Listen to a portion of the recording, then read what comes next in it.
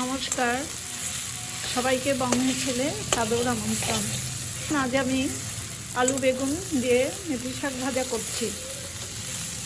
এই রান্নাটা খুবই স্বাস্থ্যকর এবং খুবই সুস্বাদু।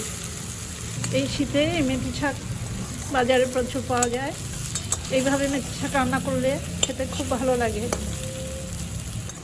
এবার মেথি শাক ভাজার রেসিপিটা আমি আপনাদের দেখাবো। শাকটা রান্না করবার জন্য গ্যাসের উপরে লো টু মিডিয়াম আছে আমি একটা কড়াই বসিয়ে তাতে পরিমাণ মতো সর্ষের তেল দিয়েছি। একটা শুকনো লঙ্কা একটু ভেজে নেব। শুকনো লঙ্কার সাথে দেখুন কটা খুব ছোট বড়ি দিলাম। এই বড়ি কটা আমি লঙ্কার সাথে ভালো করে ভেজে নেব। কিছুক্ষণের মধ্যেই দেখুন লঙ্কার বড়ি ভাজা হয়ে গেছে। এই বড়িগুলো ভাজা খাওয়ার জন্যই তৈরি, খুবই ছোট, যার জন্য সময় খুব কম লাগে। লঙ্কাটা আর বড়ি ভাজাগুলো আমি তুলে নেব। বড়ি ভাজাগুলো তুলে নেওয়ার পর খুব অল্প তেল আছে, এই তেলে আমি ছোট করে কেটে রাখা বেগুনে আমি পরিমাণ মতো লবণ হলুদ মাখিয়ে একটু ম্যারিনেট করে নিয়েছি। এই অল্প তেলেই আমার বেগুনটা কিন্তু ভাজা হয়ে যাবে। এই বেগুনগুলো আমি ভেজে নেব। লো টু মিডিয়াম আছে দেখুন আমি বেগুনের টুকরোগুলো ভেজে নিয়েছি। এই বেগুন ভাজাটাও আমি একটা বাটিতে নামিয়ে নেব। বেগুন ভাজা নামিয়ে নেওয়ার পর আমি আবার অল্প করে কড়াইতে সরষের তেল দিয়েছি। এই তেলে দেখুন ছোট করে কেটে রাখা আলুগুলো, একটা মাঝারি সাইজের আলু আমি কেটে ভালো করে ধুয়ে জল ঝরিয়ে নিয়েছি। ছোট করে কেটেছি। এই আলুগুলো আমি ভালো করে ভেজে নেব। অল্প করে আলুতে লবণ দিলাম আর খুব সামান্য পরিমাণে গুঁড়ো হলুদ।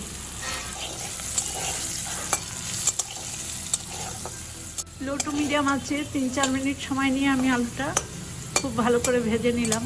একাটি মেথি শাক বাজার থেকে আনার পর খুব ভালো করে বেছে ধুয়ে জল ঝরিয়ে নিয়ে কুচি করে কেটে নিয়েছি। ছোট ছোট করে কেটেছি।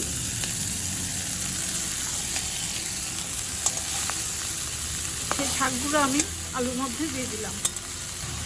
2-3টে কাঁচা লঙ্কা আমি এরকম কুচিয়ে নিয়েছি, লঙ্কাগুলো দিয়ে দিলাম। এবার শাকটা আলুর সাথে একটু ভালো করে ভেজে নেব।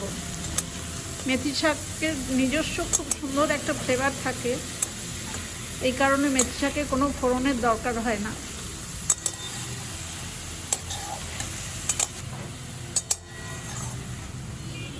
আঁচটা একদম লো করে দিয়ে আমি এই শাকটাকে কিছুক্ষণের জন্য ঢেকে দেব। 2 মিনিট পর আমি ঢাকাটা খুলে দিচ্ছি।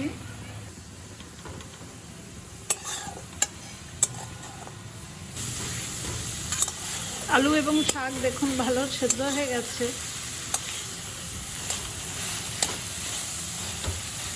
এই সময় আমার ভেজে রাখা বেগুনের টুকরোগুলোও দিয়ে দেবো।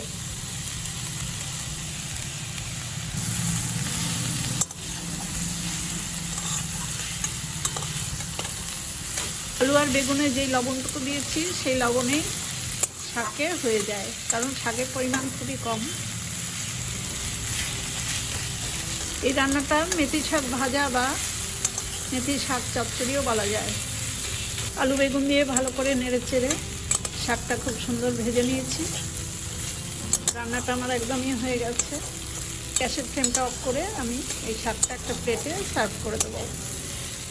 মেথি শাক ভাজাটা আমি একটা প্লেটে সার্ভ করে দিচ্ছি। দেখুন এরকম মেথি শাক সবারই কিন্তু ভালো লাগবে খেতে।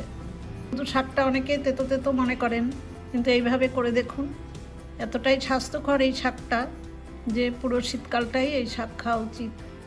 শাকটা প্লেটে দেওয়ার পর দেখুন আমার সেই ভেজে রাখা শুকনো লঙ্কাটা আর বড়ি ওপর দিয়ে ছড়িয়ে দিলাম। এই বড়িটা ওপর দিয়ে দিলেই বেশি ভালো লাগে। ভাত খাওয়ার সময় টাটকা থাকলে খুব মুচমুচে থাকে। আর যদি শাকের মধ্যে আগেই দিয়ে দেওয়া হয় তাহলে কিন্তু একদম গলে যাবে।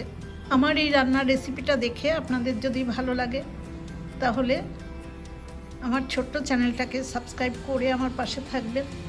বেল আইকনটাও প্রেস করে দেবেন, লাইক করবেন, শেয়ার করবেন আর কমেন্টস করে জানাবেন কেমন হলো। সবাই খুব ভালো থাকবেন, সুস্থ থাকবেন। ধন্যবাদ।